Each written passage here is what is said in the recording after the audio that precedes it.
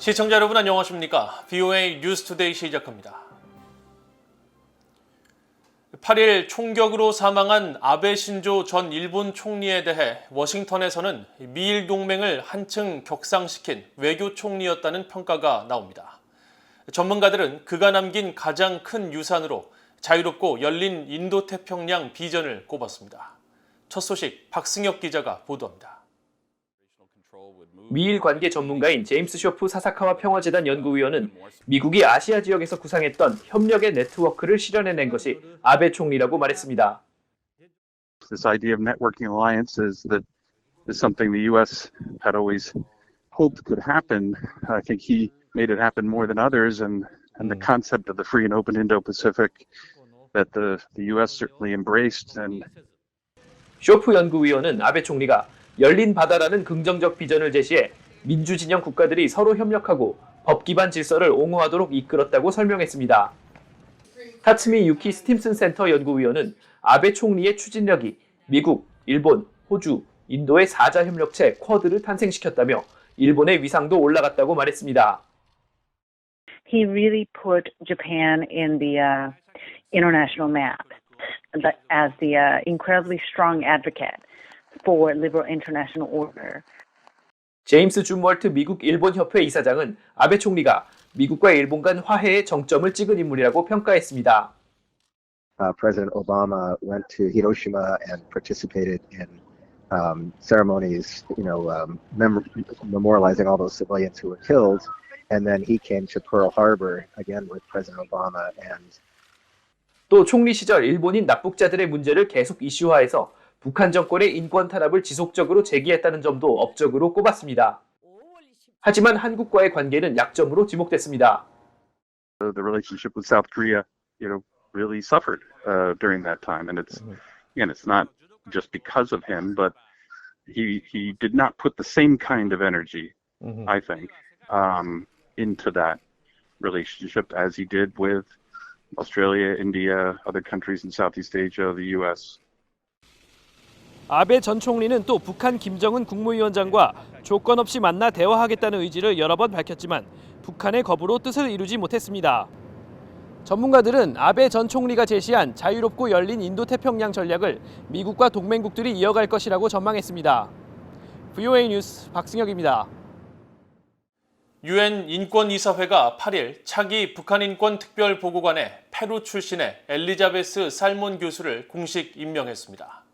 인권 전문가들은 신임 보고관의 최우선 과제로 북한 정권의 코로나 봉쇄 정책이 인권 상황에 미친 부정적인 영향을 파악하는 것이라고 지적했습니다. 안소영 기자가 보도합니다. 유엔 인권이사회가 제50차 정기이사회 마지막 날인 8일 페루 출신의 국제법 학자인 엘리자베스 살몬 페루 교황청립 가톨릭대학 교수를 새 북한 인권특별보고관에 공식 임명했습니다. 이에 따라 살몬 신임 특별보고관은 오는 8월부터 북한 인권 상황을 독립적으로 조사해 유엔에 보고하는 최대 6년 임기의 임무를 수행할 예정입니다. 하지만 북한의 인권 상황이 세계 최악 수준이란 보편적 평가에도 불구하고 유엔 북한인권조사위원회가 권고한 책임 규명이나 실질적인 인권 개선 기미가 없어 새 보고관이 어떤 주도적 역할을 할지 주목됩니다. 로버트 킹 전 국무부 북한인권 특사는 살몬 신임 보고관이 가장 먼저 코로나가 북한 주민들에게 미친 영향을 파악해야 한다고 말했습니다.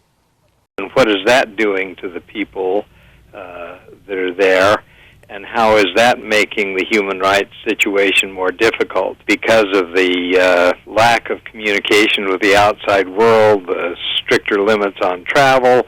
The situation inside North Korea on the human rights is even worse.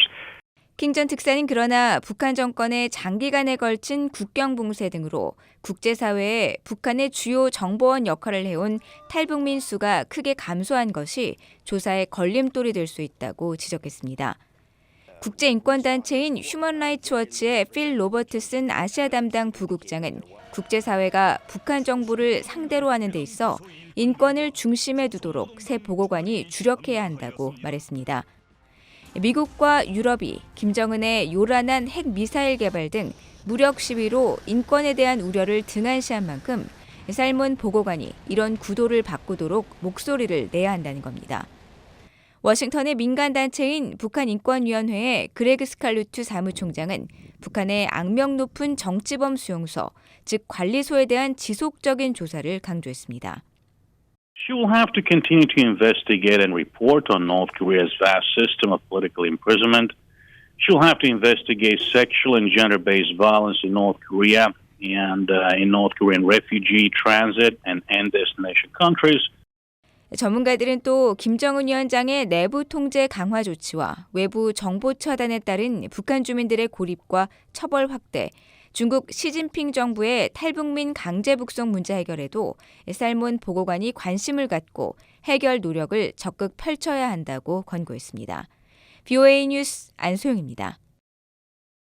한반도의 안정과 평화를 담당하는 유엔군 사령부가 7일 창설 72주년을 맞아 폴 라케모라 주한미군 사령관과 앤드류 해리슨 부사령관 등이 참석한 가운데 기념식을 열었습니다.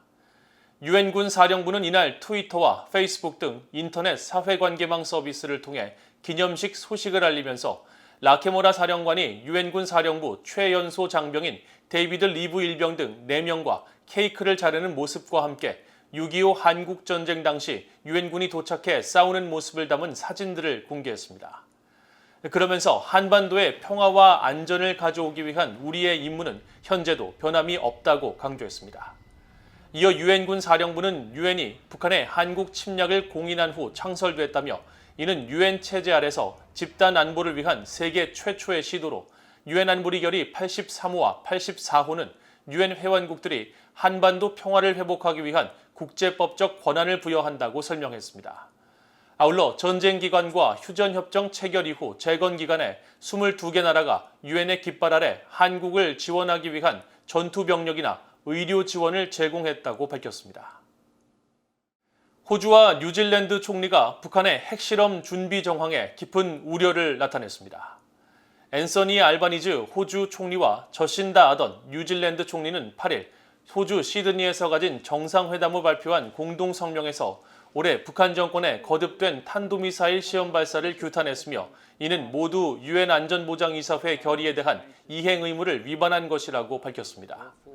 이어 북한의 7차 핵실험 준비 움직임에 심각한 우려를 표명하며 북한 정부의 대화와 외교 복귀, 한반도와 인도태평양 지역의 안정과 안보를 위협하는 핵무기와 탄도미사일 프로그램에 대한 무모한 추구를 포기할 것을 촉구했습니다. 두 정상은 또 유엔 안보리 대북 제재의 완전한 이행이 중요하다는 점도 재확인했다고 밝혔습니다. 캐나다 정부와 대북 인권단체가 지난해 협약을 맺고 출범하기로 한 첫 민간 지원 탈북 난민 재정착 시범 프로그램이 코로나 팬데믹 여파로 탈북민들의 탈출길이 막히면서 아직 시작을 못하고 있는 것으로 나타났습니다.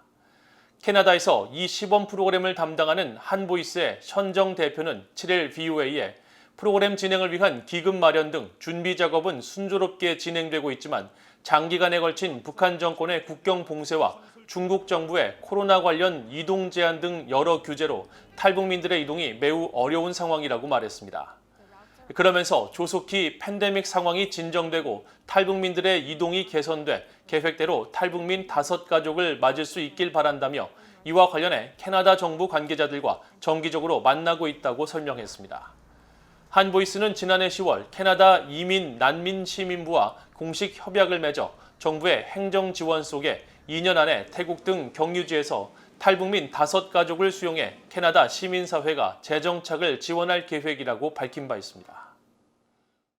북한 당국이 신종 코로나 바이러스 사태 와중에 이례적으로 주민 통제를 담당하는 당 말단 간부들까지 불러 대규모 정치 행사를 연 것은 통제 약화에 따른 김정은 국무위원장의 지도력 위기를 보여주는 것이라고 한국의 전문가들이 진단했습니다.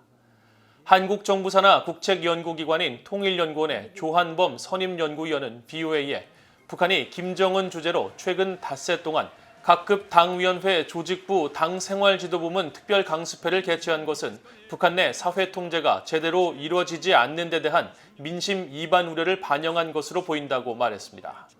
한국국가정보원 산하 국가안보전략연구원 김인태 책임연구위원도 북한 정권이 지속해서 기강과 규율 확립을 강조하고 최근 공안기구 수장을 모두 교체한 것은 사회 전반에 대한 당의 통제를 더욱 강화하려는 의도로 보인다고 지적했습니다. 전문가들은 또 북한 정권이 최근 6.25 한국전쟁 발발 기념일 등을 계기로 한동안 쓰지 않던 미제국주의라는 말을 써가며 미국에 대한 적대감을 더욱 노골적으로 드러내고 있다면서 이는 내부 결속을 다져 향후 대미 갈등 국면의 장기화에 대비하려는 수순으로 풀이했습니다. 이상으로 BOA 뉴스투데이를 모두 마칩니다. 시청해주신 여러분 고맙습니다.